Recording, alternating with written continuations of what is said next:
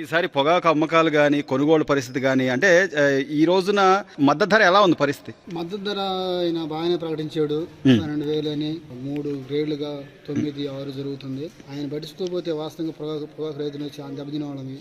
సన్నకారు రైతు నేను. సీఎం గారు మంచి నిర్ణయం తీసుకున్నాడు. ఆయన పట్టించుకోకపోతే చాలా ఇబ్బంది జరిగేది. చాలా మంది తేడాపడే అవకాశం ఉండేది.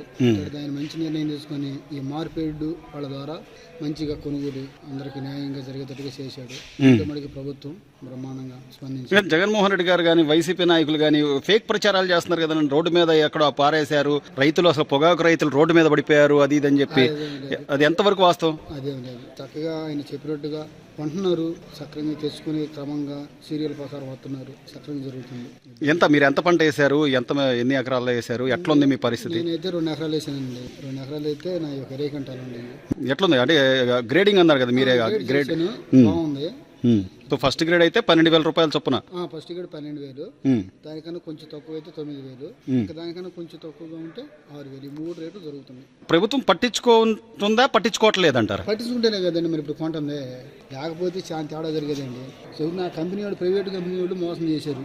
ఈ ప్రభుత్వం ఏం చేసిందంటే రైతు దెబ్బతింటాడని చెప్పి రైతులను ఆదుకుంది. బ్రహ్మాండంగా జరుగుతుంది.